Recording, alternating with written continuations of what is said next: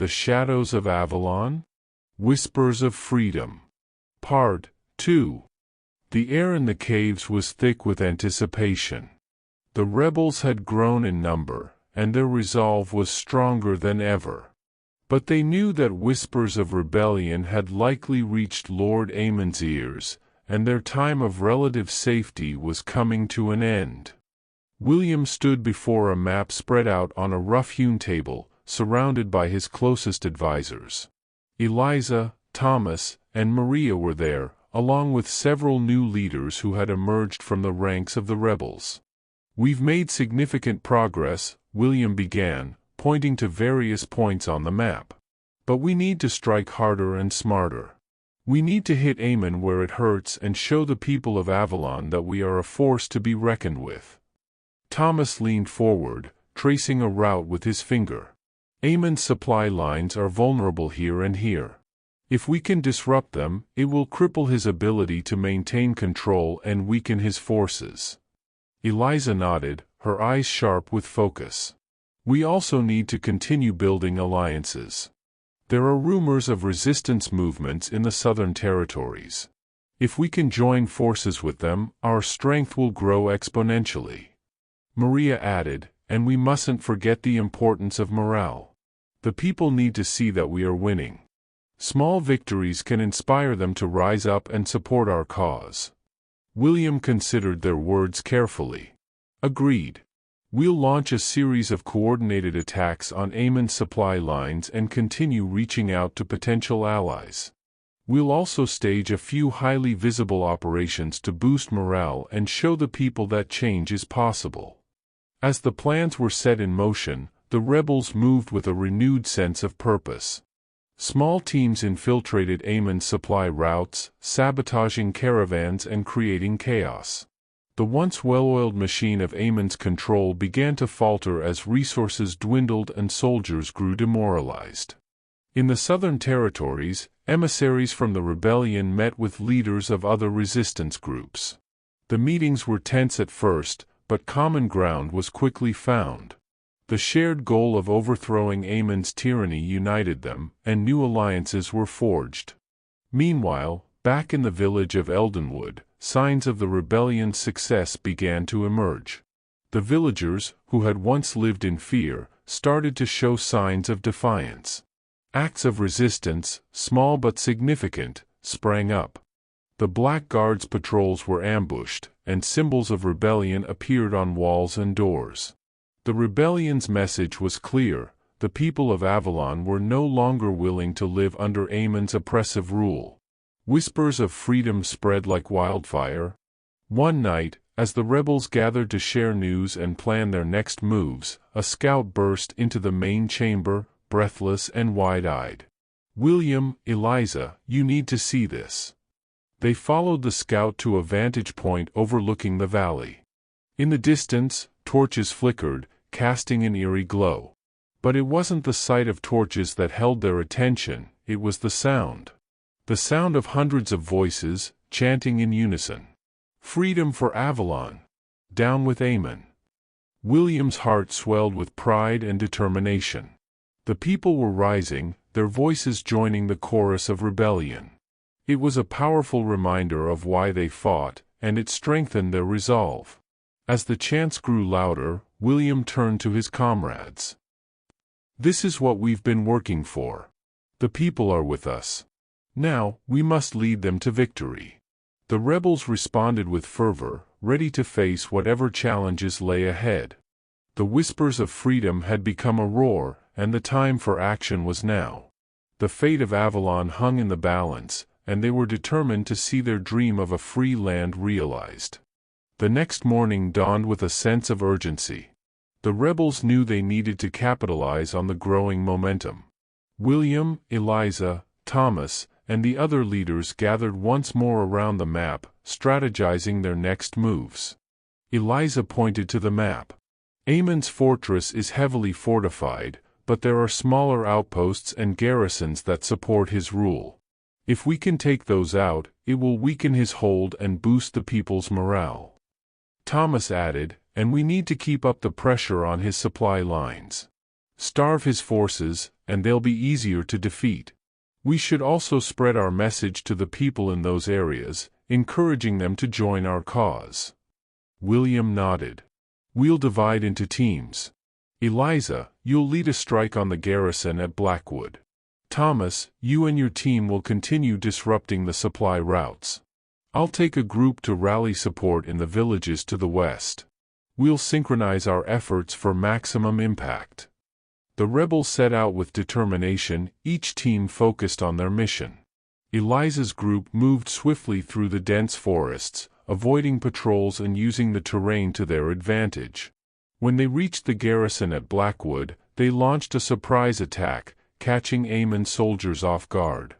The battle was fierce but short-lived. Eliza's archers picked off guards from the trees, while the ground forces stormed the gates. The garrison fell, and the rebels quickly dismantled the remaining defenses. They freed the prisoners held within, many of whom eagerly joined the rebellion. Thomas's team continued their campaign of sabotage, hitting supply convoys and creating chaos along Amon's routes. They used guerrilla tactics, striking quickly and disappearing into the wilderness before reinforcements could arrive. The disruption to Amon's supplies was significant, and his soldiers grew increasingly demoralized. In the western villages, William spoke to gatherings of villagers, sharing the rebellion's message of hope and freedom. He spoke of their successes, the fall of the Blackwood garrison, and the growing support from across Avalon. The villagers listened, their eyes lighting up with the possibility of a better future. "We fight for all of you," William declared, his voice strong and clear. "For your children, for your homes, for a land free from tyranny. Join us, and together we will reclaim Avalon." The response was overwhelming. Men and women stepped forward, offering their skills and support. They were farmers, blacksmiths, and weavers, but they were also warriors at heart, ready to fight for their freedom. William's heart swelled with pride as he saw the fire of rebellion ignited in their eyes. Back at the caves, the rebels regrouped, their numbers swelled by new recruits. The atmosphere was one of camaraderie and shared purpose. The victories they had won, though small, were significant, and they knew they were on the right path. Maria continued her work tirelessly, tending to the wounded and training new medics. The caves echoed with the sounds of activity as the rebels prepared for their next moves. They fortified their defenses, crafted new weapons, and planned their strategies. As night fell, William called a meeting of the leaders. They gathered around the campfire, their faces lit by the flickering flames. "We've made great strides," William began. "But we must remain vigilant. Amon will not stand idle while we chip away at his power. He will strike back, and we need to be ready." Eliza nodded. "We've seen his forces moving. They're consolidating around the fortress. He's preparing for a major offensive." Thomas added, "We need to strike first. Take the fight to him before he can mobilize fully. If we can weaken his defenses and draw his forces away from the fortress, we can make our move." William looked around at the determined faces of his comrades. "We'll need to be smart, coordinated, and ruthless. Every move we make must count. We fight for Avalon, and we cannot afford to fail." The plan was set. The rebels would launch a series of coordinated attacks on Amon's forces, targeting key positions and drawing his soldiers away from the fortress. They would use their knowledge of the terrain and their growing network of allies to outmaneuver and outfight the enemy. As they prepared for the coming battles, the rebels took a moment to reflect on how far they had come. The flames of resistance burned brightly in their hearts, fueled by their desire for freedom and justice. They knew the road ahead would be difficult, but they were ready to face whatever challenges lay in their path. The dawn of a new day brought with it the promise of victory. The rebels set out once more, their spirits high and their resolve unbroken. They were the heart of the rebellion, the hope of Avalon, and they would fight to the last to see their dream of a free land realized. The rebels moved swiftly and silently under the cover of night, their destination a key stronghold of Lord Amon's forces, the town. Strategically located near a river crossing, Riverton was a vital supply hub for Amon's troops. Capturing it would deliver a significant blow to his operations. Eliza led the vanguard, her keen eyes scanning the path ahead for any signs of danger. Behind her, William and Thomas coordinated the main force, ensuring that each unit knew their role in the coming assault. They had divided their forces into 3 groups.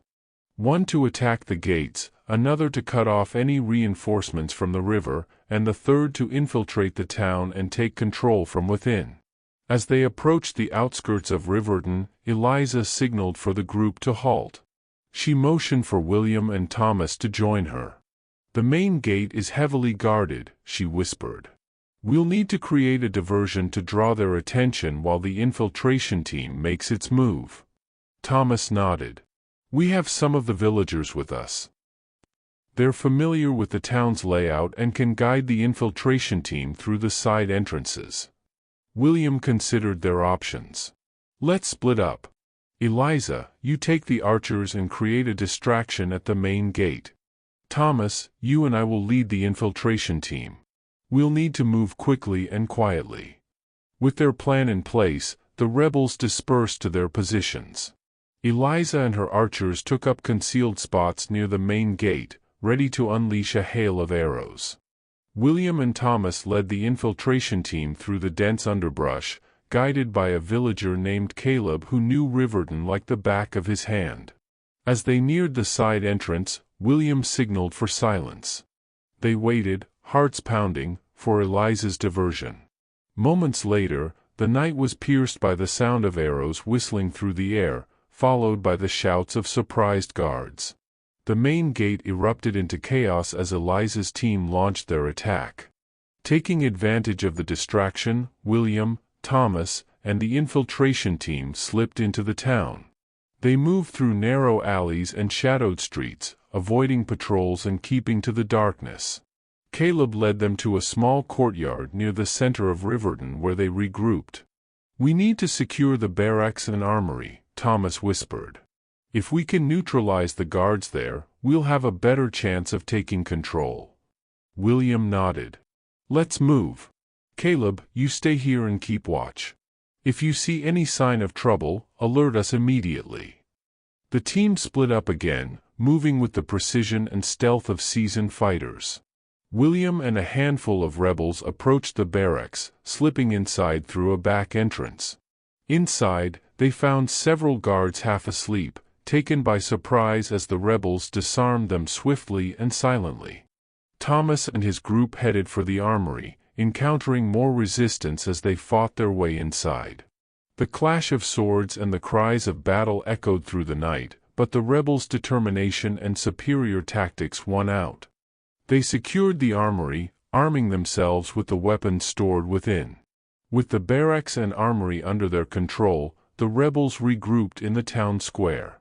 The villagers, emboldened by the success of the assault, began to emerge from their homes, joining the fight against Amon's soldiers.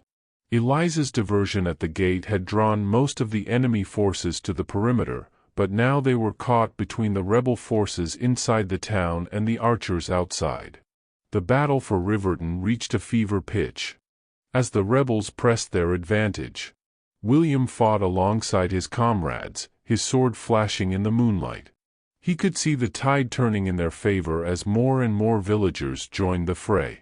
The sound of battle filled the air, a symphony of defiance and hope. As dawn broke, the rebels stood victorious. Riverton was theirs. The remaining soldiers loyal to Amon either fled or surrendered, and the townspeople cheered their liberators. William, Eliza, Thomas, and the other leaders gathered in the town square to address the people. "Today, we have shown that Amon's tyranny can be challenged," William declared, his voice carrying over the crowd. "Riverton is free, and with it, we have taken a significant step toward freeing all. But our fight is not over. We must continue to stand together, to fight together, until every village and town is free from oppression."